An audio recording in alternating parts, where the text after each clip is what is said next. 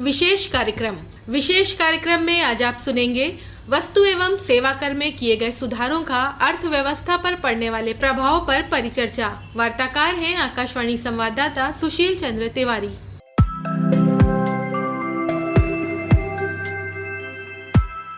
वस्तु और सेवा कर अधिनियम यानी जीएसटी को लेकर के केंद्र सरकार ने हाल के दिनों में एक बड़ा बदलाव किया है, जो कि 22 सितंबर से लागू होगा। इस बदलाव के जरिए किस तरीके से आम लोगों के जनजीवन पर प्रभाव पड़ेगा, अर्थव्यवस्था को किस तरीके से बल मिलेगा, इन सभी बातों पर चर्चा करने के लिए हमारे साथ वरिष्ठ पत्रकार वीरेंद्र सिंह रावत हैं और हमारे साथ हसन याकूब हैं, जो कि एसोचैम के यूपी चैप्टर के को चेयरमैन हैं और उत्तर प्रदेश की ई कॉमर्स काउंसिल के भी चेयरमैन हैं। आप दोनों गेस्ट का हमारे इस कार्यक्रम में, इस विशेष परिचर्चा में बहुत बहुत स्वागत है। जो ये बदलाव हो रहे हैं, जिसे एक तरीके से कहा जाए कि आम जनता को बहुत सहूलियत दी गई है। वीरेंद्र जी, जिस मकसद से ये किया गया है, दिवाली से पहले एक अर्थव्यवस्था को गति देने के लिए, आम लोगों को जीएसटी पर उनका असर कम पड़े, आम जनजीवन आसान हो, खरीद करने की उनकी क्षमता बढ़े, इन सब उद्देश्यों के नजरिए से ये कटौती की गई है। इसको आप अर्थव्यवस्था पर किस प्रकार का असर डालने वाला कदम देखते हैं? देखिए, कोई भी अर्थव्यवस्था की जो प्रगति होती है, इस बात पे बहुत कुछ निर्भर करता है कि वहाँ का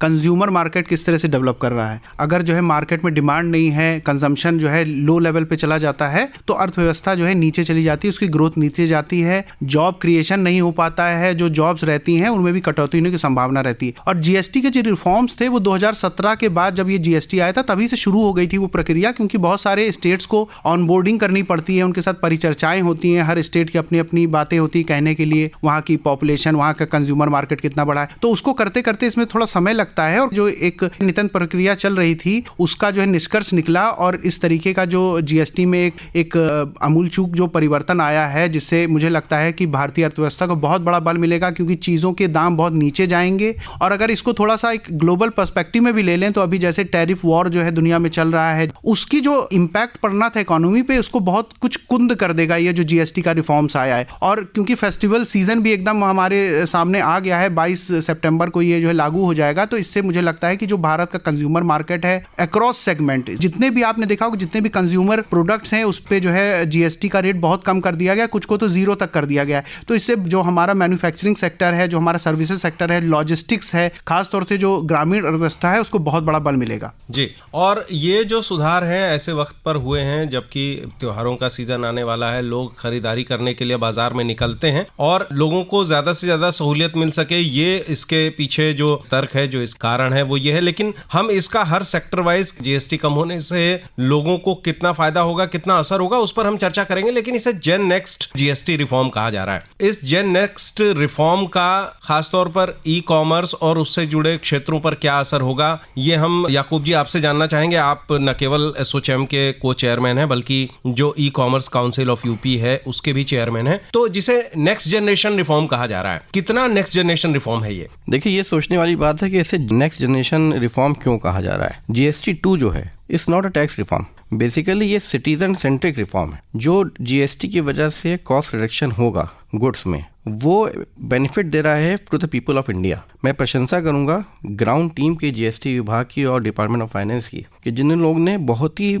बारीकी से जो है उन चीज़ों को चुना कि जो आम जनता को बेनिफिट करे, और वो चीज़ें जो आम जनता के नुकसान दे रही हैं किसी न किसी वजह से, हेल्थ हैजार्ड हो या अदर थिंग्स, उसको उन्होंने जीएसटी को एक अलग जो है पॉकेट में रखा, उस पर ज़्यादा इम्पोज किया। आपने पूछा regarding the e commerce sector. देखिए, ई कॉमर्स सेक्टर अब एक ऐसा सेक्टर है कि हर आदमी के घर में मोबाइल है और मोबाइल उसके हाथ में है, एंड एवरीबडी वांट कि उसके घर पे जो है डिलीवरी हो जाए। तो होता क्या है, ई कॉमर्स सेक्टर ऑलरेडी जो है बहुत ज़्यादा ग्रो किया हुआ है, लेकिन अभी टोटल रिटेल मार्केट का 10-15% भी नहीं है e commerce sector. What is happening now, जो problems e commerce sector face कर रहा था before this 56 meeting of the GST council, कि आम तौर पे अगर आपको ई कॉमर्स पे अगर कोई आपको सेल करना है अपनी सामान की, तो आपको जीएसटी नंबर लेना मैंडेट था। अगर आपको जो है अपने घर के बाहर दुकान करते हैं या मार्केट में दुकान करते हैं तो आपको एग्जेम्पशन था 40 लाख रुपए का। एक बहुत अहम पॉइंट है, 40 लाख रुपए के अंदर अगर आपकी सेल है तो जीएसटी आपके लिए मैंडेटरी नहीं था। लेकिन वहीं अगर आपको ऑनलाइन वही सामान बेचना है तो आपको जीएसटी लेना आपके लिए अनिवार्य था। जिसकी वजह से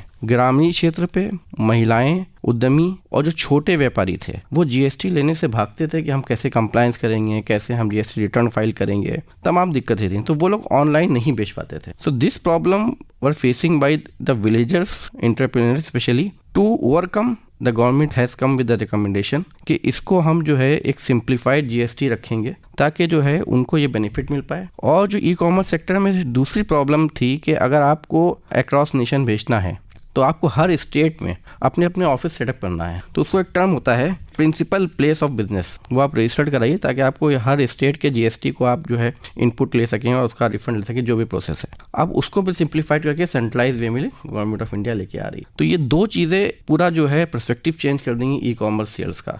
जो युवा है वो चाहता है कि हम ई कॉमर्स पे सेल करें with innovative ideas, how to innovate their products, क्योंकि ट्रांसपोर्टेशन, लॉजिस्टिक खास करके उत्तर प्रदेश से लेके पूरे भारत में इतनी स्विफ्ट हो गई है कि आपको जो है 24 घंटे और 48 घंटे में कहीं से सामान मिल जाता है। I think speaking about the e commerce specially this GST reform would be a boon for the entire e commerce. Rawat ji, इसे 2.0 जीएसटी रिफॉर्म, जैसा कि याकूब जी भी चर्चा कर रहे थे कि इसे 2.0 जीएसटी कहा जा रहा है, आप इसको किस तरीके से देखते हैं कि ये काफी महीनों की मशक्कत के बाद, काफी होमवर्क के बाद ये जो 2 स्लैब हटा दिए गए, काफी चीजें 5% के दायरे में लाई गई, बड़ी ऐसी चीजें हैं जो कि डेली कंज्यूमर गुड्स हैं जिससे आम लोगों का साबका ज्यादा पड़ता है, ऐसी चीजों के ऊपर जीएसटी कम होने से मार्केट में किस तरीके का फ्लो बढ़ने की उम्मीद है, और खासतौर पे जो मिडिल क्लास या लोअर मिडिल क्लास है उसको कितना फायदा होने जा रहा है? अभी तक चर्चा में जो निकल के आया है कि जब चीज़ों की कीमतें कम होती हैं तो उसका कंजम्पशन बढ़ता है। और एक बहुत महत्वपूर्ण चीज़ है जो शायद डायरेक्ट नहीं जुड़ी है, क्योंकि जब कीमतें कम होती है, और अब आपने देखा होगा बजट में भी जो है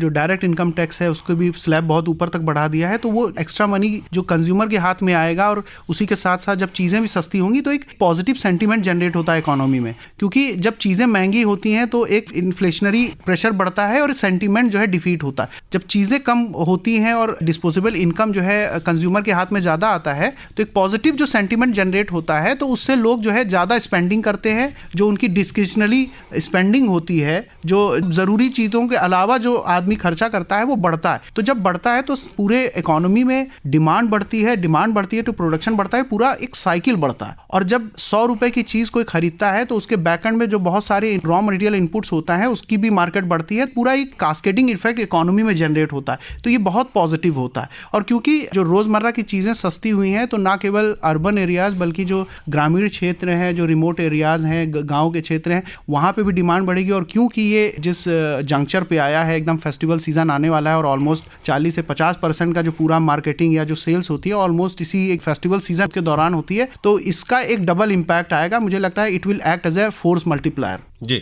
याकूब जी, उत्तर प्रदेश के नजरिए से देखें तो ये जो जीएसटी के नए रेट्स आए हैं उत्तर प्रदेश की इंडस्ट्री को, उत्तर प्रदेश के कंज्यूमर को, दोनों क्षेत्रों को किस तरीके से फायदा देने वाले हैं? खासतौर पर हमने देखा कि ट्रंप के जो रिस्ट्रिक्शंस आए हैं, टैरिफ आए हैं, उसके बाद कानपुर की लेदर इंडस्ट्री हो या और भी छोटे एमएसएमई इंडस्ट्री हो, उनको एक झटका लगने की बात कही जा रही थी, तो उसमें कितना ये कुशनिंग का काम कर सकते हैं? देखिए, उत्तर प्रदेश के बारे में अगर बात करें तो Uttar Pradesh is one of the most populous state of entire India. It means कि सबसे ज़्यादा कंज्यूमर बेस पूरे हिंदुस्तान में है तो उत्तर प्रदेश में है। कंज्यूमर बेस है तो उनका डिमांड भी ज़्यादा होगी, तो खास करके एफएमसीजी सेक्टर और अदर सेक्टर्स, इनका इतना ज़्यादा जो है डिमांड रेज होगी आने वाले 1-2 महीनों में कि जो उत्तर प्रदेश के लिए बहुत बड़ा जो है एक अचीवमेंट होगी। एंड आई कैन से कि most beneficial in terms of state perspective Uttar Pradesh को सबसे ज़्यादा लाभ मिलने वाला है इस जीएसटी रिफॉर्म से। उसके अलावा मैं कहना चाहूँगा कि उत्तर प्रदेश में सबसे ज़्यादा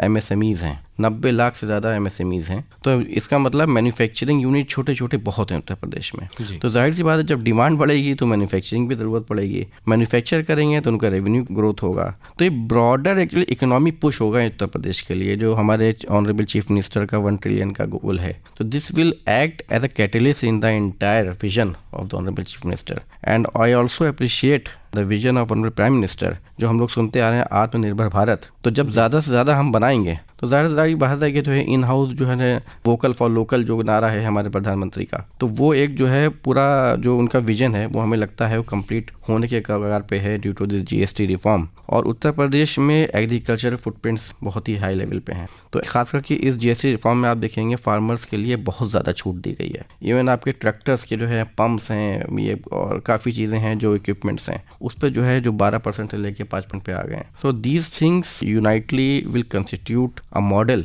to grow Uttar Pradesh in a fast. जी याकूब जी, अभी हम सेक्टर वाइज भी अभी हम बात करेंगे कि किस तरीके से ऑटोमोबाइल के जो सेक्टर हैं उसमें भी रिएक्शंस भी आने लगे हैं लोगों के, कि डिमांड आ रही है और ऑर्डर्स भी आने शुरू हो गए, तो उस पर हम बात करेंगे। लेकिन महिलाओं के लिए आप देखें तो किस तरीके से ये जो चेंजेस हो रहे हैं इसका आप आम घर पे, जिसे कहते हैं कि घरेलू महिलाएं जो गृहिणी होती है वो पूरे परिवार का बजट तैयार करती है और उसके हिसाब से ही खर्च होता है, बहुत जगह उनके परचेजिंग पावर जो है वो उन्हीं के हाथ में होती है। महिलाओं के लिए सुधारों में क्या है और दूसरा एक आम घर को कैसे प्रभावित करेगा ये सुधार जो है? देखिए, महिलाओं का आपने नाम लिया तो महिलाएं घर की जो है समझिए मुखिया होती हैं और घर चलाती वही हैं। और ख़ास करके बात करें कि महिलाओं के जो है प्रोडक्ट्स की रोज़मर्रा की, चाहे वो आपका कोलगेट हो, चाहे एसेंशियल चीज़ें हों, चाहे फार्मा की आपकी रोज़ की दवाएं हों, तो सब पे टैक्स कम हुआ है। और एक चीज़ मैं ख़ास करके कहना चाहूँगा, जो टेक्सटाइल इंडस्ट्री, क्योंकि महिलाएं टेक्सटाइल इंडस्ट्री से बहुत ज़्यादा इन्वॉल्व हैं, उस पर काफ़ी ज़्यादा छूट है। धागे भी छूट मिली है और जो रज़ाई बनाते हैं उस पर छूट मिली है। बदोई के कारपेट हैं, कारपेट पर भी काफ़ी छूट मिली है। और एक चीज़ आप गौर करेंगे, इस वक्त पूरे इंडिया में, not only in UP, electronic goods की सेल रुक गई है। हर आदमी जो चाहता है टीवी, फ्रिज, एसी, जिसको भी थोड़ा जानकार है, he is not going to buy this electronic goods till 22 of September, क्योंकि 22 के बाद 28 से वो सीधे 18% हो रहा है। बहुत बड़ा उनके लिए तो जो फेस्टिव सीजन आ रहा है हमारा दशहरा दिवाली का, जिसमें लोग जो है खूब खरीदते हैं on the occasion of festivals, Dhanteras होता है, तो उसमें एक बहुत बड़ा मार्जिन जो है प्रॉफिट मिलेगा for the home ladies and housewife. जी रावत जी, हम बात कर रहे थे कि ऑटोमोबाइल इंडस्ट्री जो है उसमें एक तरीके से सुस्ती की बात कही जा रही थी, बहुत बिक्री नहीं हो रही है बहुत सारे सेगमेंट्स में। अब जो एक बड़ा चेंज आया है, हमने रिएक्शंस भी देखे कई ओनर्स के, डीलर्स के, कि ऑर्डर भी जो है वो तेजी से बढ़ रहे हैं। तो ऑटोमोबाइल सेक्टर में किस तरीके से ये चेंजेस जो है वो इम्पैक्ट करेंगे? और उसके अलावा इलेक्ट्रिक अप्लायंसेस की बात अभी हुई ही, फार्मर्स पे हम थोड़ा जानना चाहेंगे कि काफी छूट उनको इक्विपमेंट्स में भी हुई है, तो खेती जो है वो और ये ऑटोमोबाइल इंडस्ट्री, इसको किस तरीके से इम्पैक्ट करने वाला है ये? जैसे अभी तक जितना भी चर्चा में निकल के आया है कि जितनी भी रोज़मर्रा की चीज़ें हैं जो भी बॉटम ऑफ द पिरामिड को टच करता है, चाहे वो लोअर इनकम ग्रुप हो, विमेन हो, फार्मर्स हो, उसके जितने भी कमोडिटीज़ प्रोडक्ट्स हैं उस पर रेट्स कम किए गए हैं, 5% पे आ गए हैं नॉर्मली। जैसे मैं पहले भी कह रहा था कि जो रूरल इकोनॉमी पे बहुत ज़्यादा पुश मिलेगा, जितने भी फार्म इम्प्लीमेंट्स हैं, ट्रैक्टर्स हैं, जितने भी फार्म में यूज़ होने वाली चीज़ें हैं, सीड्स हैं, इस तरीके की जितनी भी चीज़ें हैं, सब पे रेट जो है बहुत कम किया गया है, जिससे ज़्यादा से ज़्यादा जो हमारे किसान भाई हैं, एग्रीकल्चरिस्ट हैं, जो फूड प्रोसेसिंग इंडस्ट्री से जुड़े हैं, क्योंकि फूड प्रोसेसिंग इंडस्ट्री में ना केवल फार्मर्स भी जुड़े हैं सेल्फ हेल्प ग्रुप्स के द्वारा या एफपीओस के द्वारा, बल्कि बहुत सारी महिलाएं और लाइवलीहुड जिनका जो है जो सब्सिस्ट करता है एग्रीकल्चर फार्म इकोनॉमी पे, उनको बहुत मेजर पुश मिलेगा। क्योंकि जो बेटर ऑफ है उनके पास बहुत सारे एवेन्यूज हैं, रिसोर्सेज हैं, फाइनेंशियल उनके पास वेयर विदॉल है, लेकिन उस सेगमेंट के पास बहुत कम है। तो उसको कैसे पुशअप करना है? क्योंकि जितनी भी बड़ी कंपनियां हैं, जब कभी भी आप उनके टॉप एग्जीक्यूटिव से बात करेंगे तो हमेशा वो यही कहते हैं कि यार बारिश अच्छी हुई है, इस बार फार्म इकोनॉमी बढ़ेगी, तो हमारे लिए बहुत पॉजिटिव सेंटीमेंट्स हैं। बारिश अच्छी नहीं होती तो वो कहते हैं यार फार्म इकोनॉमी नीचे जाएगी, तो हमारे लिए क्यों? क्योंकि सबसे बड़ा सेगमेंट ग्रोथ का फार्म इकोनॉमी या रूरल इकोनॉमी से ही निकल के आता है। तो ये जो 2.0 जीएसटी का पूरा खाका है, पूरा जो स्ट्रैटेजी है, जो ओवर आर्चिंग थीम है, वो भी वही है कि नीचे के जो बॉटम है, जो कहीं ना कहीं निगलेक्टेड रहता था, जो वॉइसलेस था, क्योंकि उनके पास प्रेशर ग्रुप्स नहीं थे, उनके पास उतने बहुत ज़्यादा आर्टिकुलेट स्पीकर्स नहीं हैं, वो कहीं ना कहीं दब जाती है बातें। चाहे प्रोटेस्ट भी होते हैं, लेकिन जो आम फार्मर है या जो आम जनता है, उसकी जो मीडियन आवाज़ होती है कहीं ना कहीं वो दब के रह जाती है। तो उसको जो giving the voice to the voiceless, तो मुझे लगता है जीएसटी 2.0 उस चीज़ को एड्रेस करता है and it will come as a major boon for the Indian economy. जी याकूब जी, जो खासतौर पे हमने एक्सपोर्ट को लेकर के एक चीज़ देखी कि कई देशों में, अमेरिका भी उनमें से एक था, कि जो एक्सपोर्ट आ रहे हैं उस पर टैरिफ लग रहा है, उसके अलावा भी इन जनरल अगर हम देखें तो एक्सपोर्ट जो है वो किस तरीके से अफेक्टेड होगा जीएसटी के इस नए वर्जन से। और साथ में हम थोड़ा सा एक चीज ये भी जानना चाहेंगे कि ये जो 56वीं काउंसिल रही, मीटिंग रही, उसने जो नए सुधार हैं उनको एक तरीके से गति दी है, शुरुआत की है उनकी। तो जो रिफंड के प्रोसेस है, रजिस्ट्रेशन के प्रोसेस है, उनके नियमों में भी तब्दीलियां की जा रही है, तो वो कुल मिलाकर के किस तरीके से आर्थिक परिदृश्य को बदलेगा? देखिए, if I talk about the compliances for the GST, so they have reduced. The registration process is very easy now. पहले हमारा 7 दिन 10 दिन लगते थे, अब ये हो रहा है कि 3 दिन में इसे रजिस्ट्रेशन कंप्लीट हो जाएगा। और ख़ास करके स्मॉल फर्म्स हैं तो उनका कोई सर्वे नहीं होना है, कोई डॉक्यूमेंट वेरिफिकेशन भी नहीं ज़्यादा होना है, तो they have made the process very easy. Number second, if I speak about the export thing, तो एक बहुत बड़ा गैप था। गैप वो था कि एक थ्रेशोल्ड लिमिट थी कि if the refund amount is less than 1000 rupees तो आप उसको क्लेम ही नहीं कर सकते थे। तो होता क्या था, जैसे फॉर एग्जाम्पल अगर हम यहाँ से यूएस कोई कोरियर के माध्यम से या अपने जो है पोस्ट के माध्यम से कोई हमने स्मॉल एक बेल्ट भेज दी या स्मॉल हमने कोई पेन भेज दिया और उसका जीएसटी अमाउंट 1000 रुपये के नीचे आ रहा है, तो वो हम क्लेम ही नहीं कर सकते थे, वो प्रोविजन नहीं था। तो करोड़ों रुपए जो है छोटे व्यापारियों के, छोटे एक्सपोर्टर्स के वो लॉस हो जाते थे। अब इन्हीं ने जो क्या किया है, which I think really appreciate, कि they have remove the threshold limit for the refunds of the export. So वो छोटी छोटी चीज़ें छोटे व्यापारियों के लिए बहुत आसान हो जाएगा और उसका जो है अभी रिजल्ट आना भी शुरू हो गए हैं। Few of the companies like Brazil, Russia and other countries वो खुद आ रहे हैं हमारे पास, और हम लोग जो एक्सचेंज ऑफ डायलॉग कर रहे हैं, एम्बेसी लेवल पे भी जो है डेस्क क्रिएट की जा रही है at the international level. Ambassadors are pushing their products, in house product कि उत्तर प्रदेश की ओडीओपी प्रोडक्ट्स की वहाँ पे एग्जीबिशन लग रही है। सो मार्केट फिर से हम लोग को रिटेन कर रहे हैं और ये जो गैप है टैरिफ का, आई डोंट थिंक 3-4 महीने में जो है हम लोग सस्टेन कर लेंगे और कोई ज़्यादा फर्क पड़ने वाला। जी याकूब जी, आखिरी सवाल आपसे कि स्पोर्ट्स सेक्टर जो है उसमें इन सुधारों का क्या असर देखने की उम्मीद रखते हैं आप? देखिए, स्पोर्ट्स सेक्टर अगर यूपी की बात करें तो Meerut is a city which is a ODOP city in terms of export manufacturing, और बहुत ज़्यादा जो है लेवल पे मेरठ में स्पोर्ट्स के गुड्स बनते हैं। स्पोर्ट्स की गुड्स में जो हमको छूट मिली है सरकार से, वो आई थिंक सिर्फ मैन्युफैक्चरिंग को प्रमोट करने के लिए नहीं है, पूरी स्पोर्ट फैटर्निटी को, खिलाड़ियों को, सबको जो है बूस्ट करने के लिए है। क्योंकि ज़्यादातर जो है खिलाड़ियों के पास पैसा नहीं होता है, तो ग्लव्स लेना है तो ग्लव्स पे छूट मिल गई, साइकिल पे है, बोर्ड गेम्स पे है, जो बच्चे हैं जो टॉयज हैं स्पोर्ट रिलेटेड उस पे छूट है, आपकी जिम के सामान पे छूट है। तो basically it's not a GST reform for the goods only, it's a reform for the entire sport fraternity कि how to grow the inculcate the sport inspiration across the state. तो स्पोर्ट में बहुत ज़्यादा फायदा मिलने वाला है। बिल्कुल, इसीलिए ये जिसे हमने कहा कि 2017 में शुरुआत हुई जो वन नेशन वन टैक्स की, उससे हम नेक्स्ट जनरेशन जीएसटी रिफॉर्म 2.0 पे आ गए हैं, जो इसकी आप चर्चा कर रहे थे कि किस तरीके से स्पोर्ट्स की यानी जो नई जनरेशन है उसको आगे बढ़ाने की बात है, उसको सहूलियत देने की बात हो रही है। कुल मिलाकर के ये रिफॉर्म्स, जीएसटी का जो नया वर्जन आया है हमारे पास, नए स्लैब्स आए हैं, ये एक अर्थव्यवस्था को नई गति देंगे। आप दोनों का इस कार्यक्रम में शामिल होने के लिए याकूब जी आपका और रावत जी आपका बहुत बहुत धन्यवाद। Thank you so much. Thank you. विशेष कार्यक्रम में आज आपने सुना वस्तु एवं सेवा कर में किए गए सुधारों का अर्थव्यवस्था पर पड़ने वाले प्रभाव पर परिचर्चा। वार्ताकार थे आकाशवाणी संवाददाता सुशील चंद्र तिवारी।